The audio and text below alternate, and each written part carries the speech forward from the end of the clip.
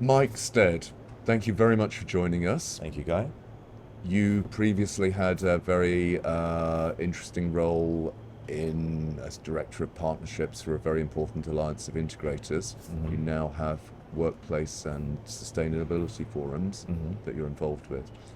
My question to you is, who isn't here at ISE 2026, the greatest, the biggest AV trade show in the world, who is actually important and the AV industry should be aware of and in contact with?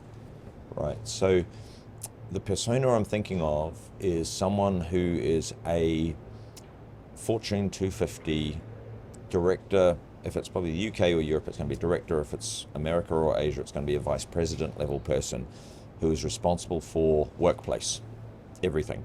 And defining workplace literally from the moment you walk in the building, you get your coffee, you badge through, you go to a breakout space, you've got different zones, for casual work, detailed work, solo work, team building, collaboration, all that kind of stuff. So that's the whole of the workplace. They are responsible not for the technology. They've got people maybe in their team or in a peer, and maybe it's in the IT director's team, but they are responsible ultimately to the board, to the C-suite, for making sure that people want to come to the office in the first place. Obviously post-COVID, a lot of people don't want to, especially if you're trying to attract talent, you're mandating them to be there, and that sometimes doesn't end well. So when you've got them there, you then want them to be as productive as they possibly can be, you want them to be healthy. So that's the persona of person, that's the kind of things that they're worried about. They're worried about, have we got enough real estate? Have we got the right real estate? Is it set up the right way?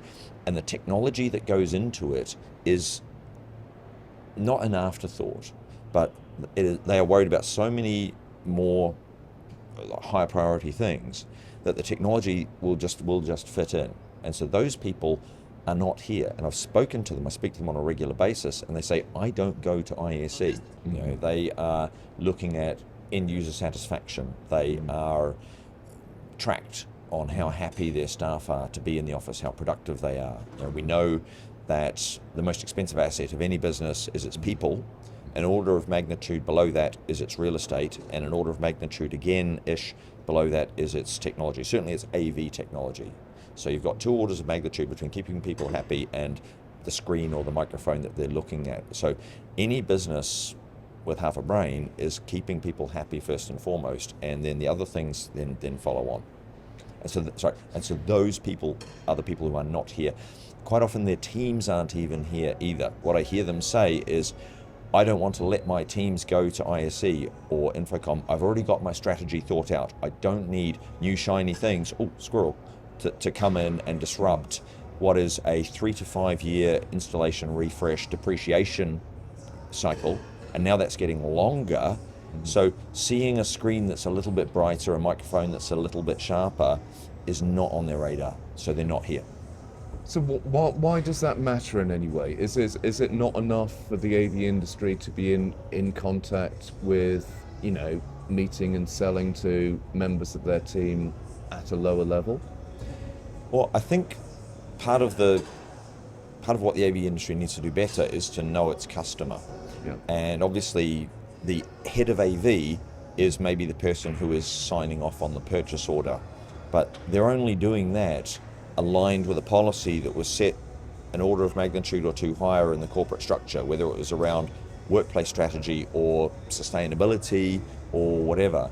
And so if we don't know who those people are, and if we aren't talking to them, if we don't have a clear story for them as to why what we do as an AV industry matters and why we can often do it better than IT, and that's a whole nother can of worms, is the IT versus AV professional split. If we aren't talking to those people, then we're not even in the room when an RFP comes out. We're not even on the list.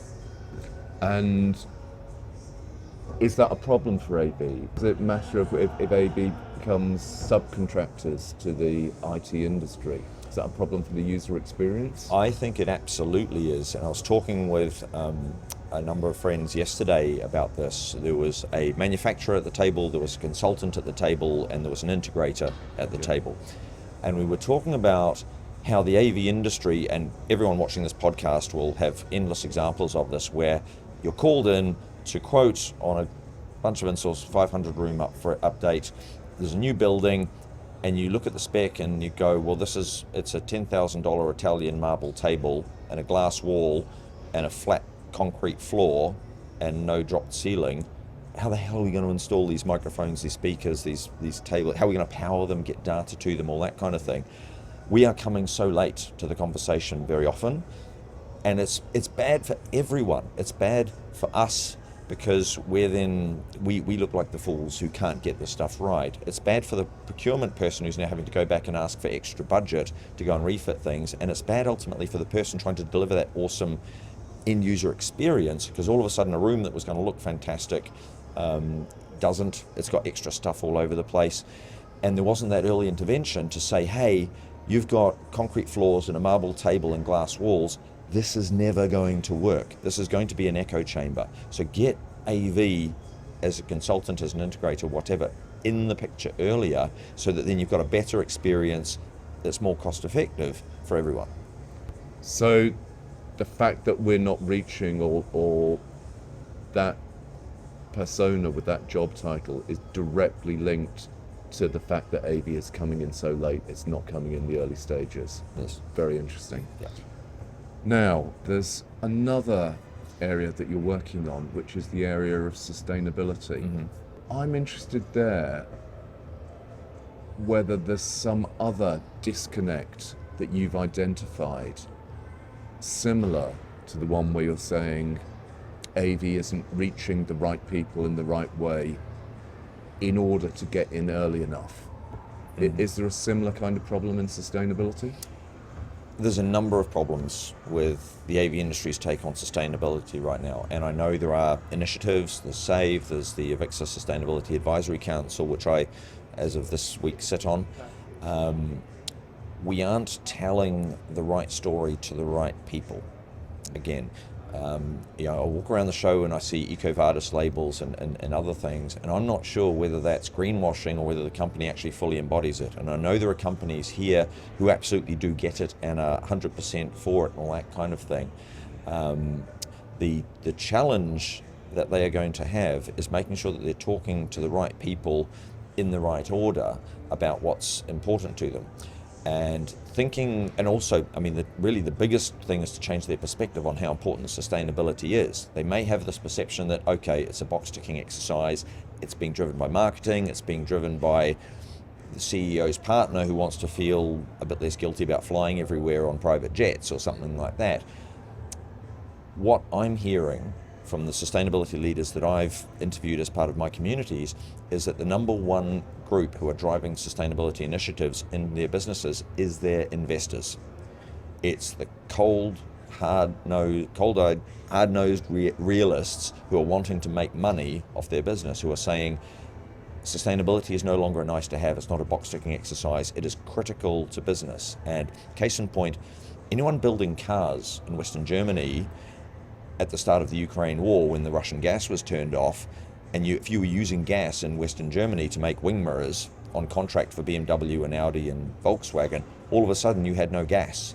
So you couldn't make the wing mirror, they couldn't sell the car. So from Volkswagen, Audi Group, etc's perspective, all of a sudden that supply chain sustainability was a critical business risk. And another example of this would be recently at Davos, some people were bemoaning the fact that sustainability didn't seem to be high on the agenda. So did a bit of talking to people who I know were at Davos. I said, well, duh, it's not on the agenda because it's BAU.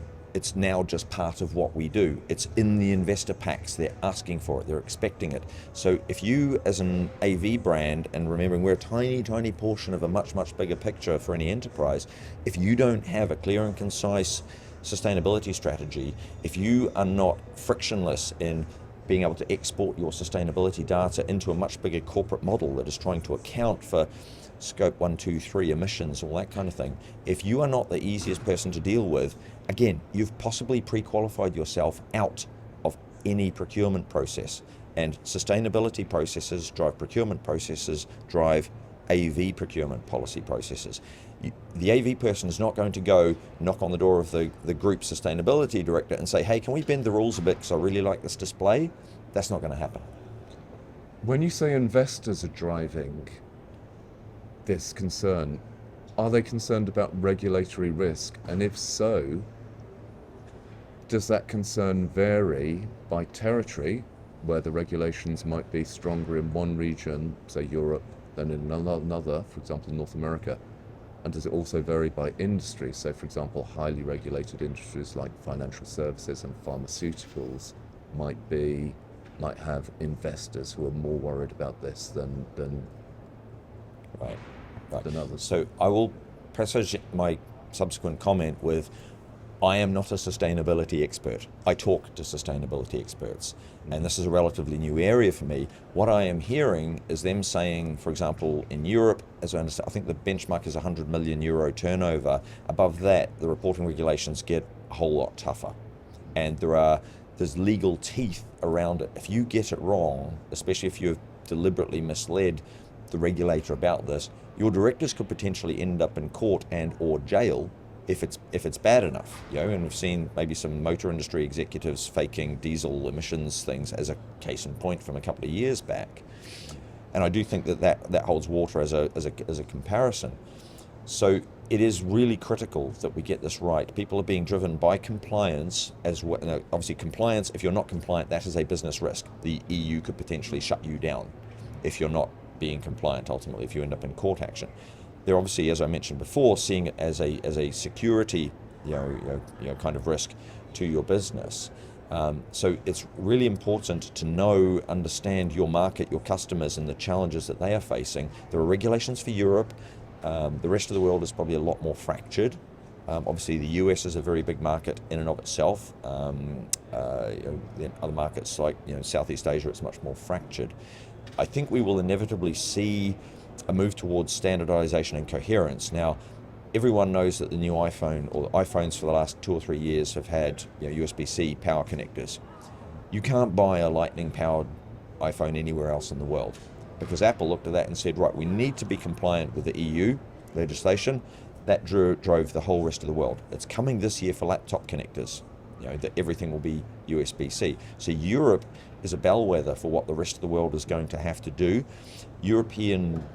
Non-European governments will be looking at the best practice of one of the world's largest trading bloc and saying, okay, we could try and invent this ourselves, but if all the products that we want to sell on our market, we want to have those economies of scale for our consumers, for our citizens, then we're just going to follow what they follow. So I think long term, what happens in Europe is going to propagate out to the rest of the world. And so when you're looking at a manufacturer or an integrator sustainability strategy, Europe's probably the best place to start. And to what extent is environmental compliance a pass-fail thing at the first stage, so that you're considered for the tender, so that you get through, and then actually afterwards everything else is the deciding factor? Right. There are a number of agencies who will rate you on your sustainability credentials. Off the top of my head, companies like EcoVadis, for example, is probably the one that people would know the most. I've seen that logo on a number of booths around the hall here. And there are others. There are companies, the big four consultancies, EY, Deloitte, etc., will offer to certify, accredit you that your numbers are correct, in the same way that an accountant does for your books. So I think it's really important that companies appreciate this, and that it's not a box-ticking exercise, and that they see that kind of compliance is something that when a customer looks at it, if they say, like a big corporation might say, right, we will not deal with anyone who is not EcoVadis certified or doesn't meet the Deloitte standard of certification because that meets a certain level. And I think that's going to get more and more clear as time goes on, and we'll see a coalescing of accepted methodologies of how we measure this kind of stuff. So I think that is going to matter more and more, and it will get easier over time. But right now, it's perhaps a bit of a challenge, and that's where I would like to see groups like SAVE, like the Sustainability Advisory Council from Avixa, really stepping up, professionalizing this, getting paid staff behind it to do the hard yards, work out what needs to be done, and give that guidance to the AVIXA membership, to the broader AV industry, to say, if you're a small company, this is what you need to do. If you're a larger company, this is what you need to do, to give them the tools to be compliant without having to go and reinvent the wheel 10,000 times over. Well, Mike, I think you're doing some very important work reaching people that the AV industry typically doesn't reach at that level within the big enterprise organizations and in their sustainability departments. Thank you very much for joining us. Thank you, Guy.